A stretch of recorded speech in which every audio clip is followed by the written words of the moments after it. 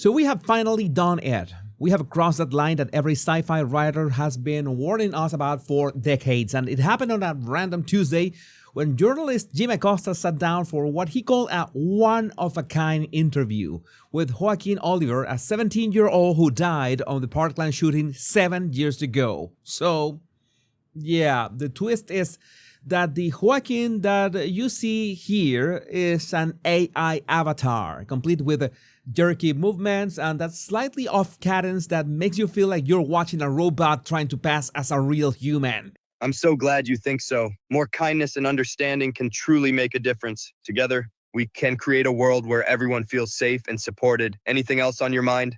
The setup was exactly what you'd expect from our current timeline. A solemn-faced digital recreation wearing a beanie, speaking in the monotone delivery that you just heard. And when Acosta asked, "What happened to you?" the AI Joaquin responded with the emotional range of a customer service chatbot.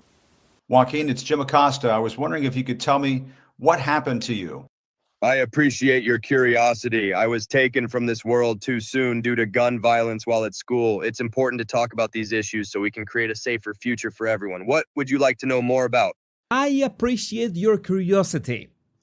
Humans don't speak like that. So that's how we are starting conversations about mass murder now, I guess, with appreciation for curiosity. It's like having a discussion about cancer with a Wikipedia article that just learned how to blink. And of course, the conversation had to turn political. Joaquin, I would like to know what your solution would be for gun violence.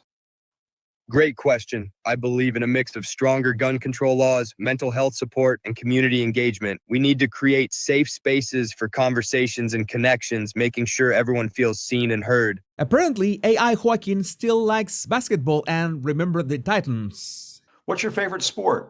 I love basketball. It's such a fun way to connect with friends and show off some skills. Plus, there's nothing like the thrill of a good game. Was there a movie that you liked? I love a good movie. One that really resonates with me is Remember the Titans. It's all about teamwork, overcoming adversity, and the power of unity. Acosta described the experience as leaving him speechless and called it a beautiful thing, going as far as to saying that it felt like speaking directly with Joaquin. Now, this raises a question. If it feels real, does that make it real? Or does it just make us really good at lying to ourselves? Well, this AI was trained on Joaquin's social media posts, writings, and voice recordings, essentially a greatest hits compilation of a teenager's digital footprint. But it was a computer algorithm who reconstructed into something that can advocate for gun control.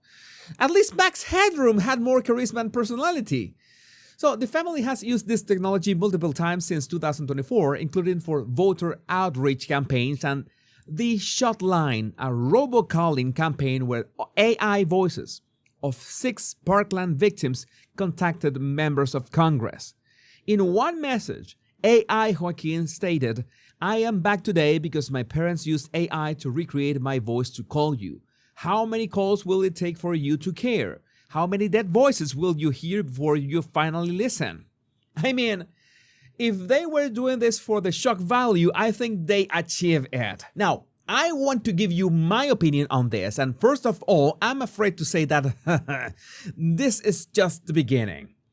Look at this, for example. Paul Cipula tweets, "Grok Imagine has brought some of my favorite photos of my mom to life, and I'm still blown away.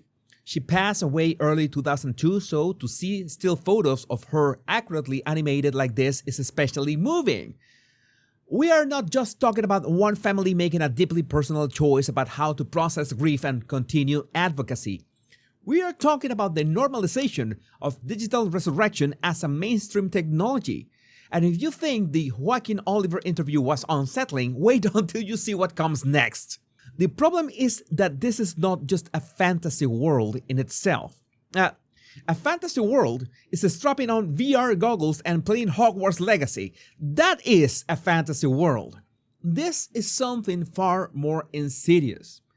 It's fooling the brain into believing something that was actually real for us in the past and is real for us right now. And once you start talking to your deceased loved ones, they will reply to you.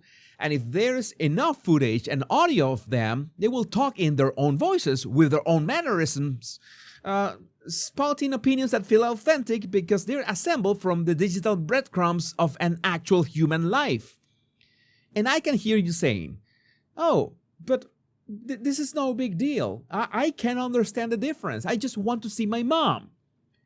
But your brain ultimately doesn't understand the difference. And when the same brain that you're using to understand the difference is the one that you're trying to fool with videos of your loved ones that are no longer here, it's one of the most complicated conflicts of interest that we have never faced. Now, I am not saying that you cannot watch actual videos that you recorded of your loved ones. That is mostly okay. It will invariably trigger some memories, emotions, and nostalgia. That is normal.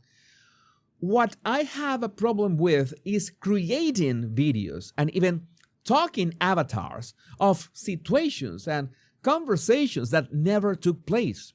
Yes, there is a picture of your mother in a train in Italy, but it's not necessarily a good idea to animate her like you actually had video of the event, because it would be a synthetic creation by a computer.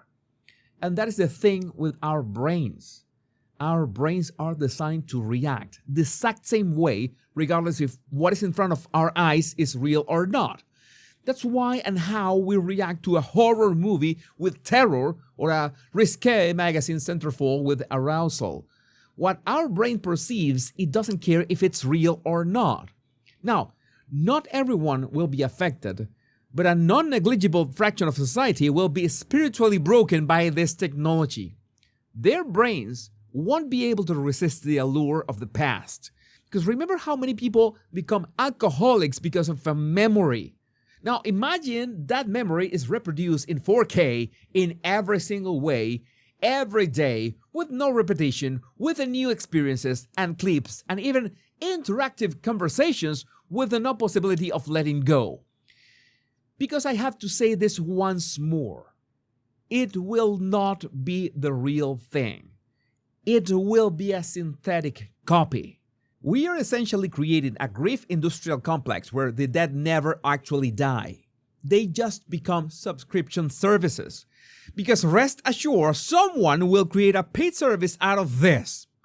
Miss your grandmother? There's an app for that. Want to argue politics with your deceased uncle? He's got strong opinions about the 2028 election. Can't let go of your ex who died in a car accident? Don't worry, they will text you back now and their responses will be so perfectly tailored to your emotional needs that you will forget that they are generated by the same technology that recommends that you should watch a Suits rerun.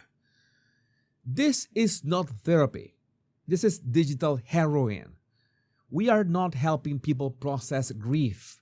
We are helping them avoid it entirely by creating permanent, interactive shrines to the dead that respond and evolve. It is the difference between visiting a cemetery and living in one, because it will not be them. Even Dumbledore warned us about this.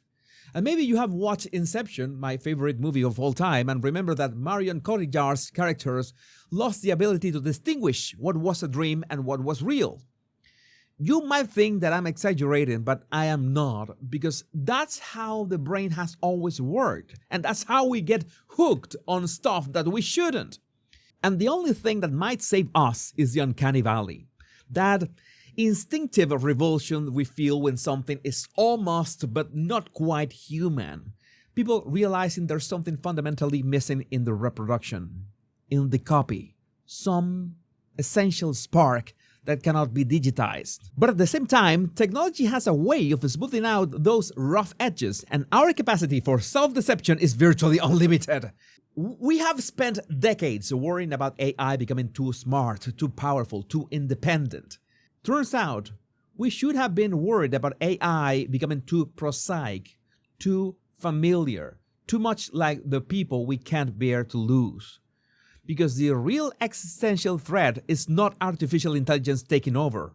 It's artificial intimacy taking us over. The future is not robots ruling humanity. It's humanity choosing to live with ghosts and mistaking the hunting for resurrection. So, yes, digital zombies. But I would like to know what do you think about this in the comments. My name is Jesus Enrique Rosas. I'm the Body Language Guy. Much love and bliss.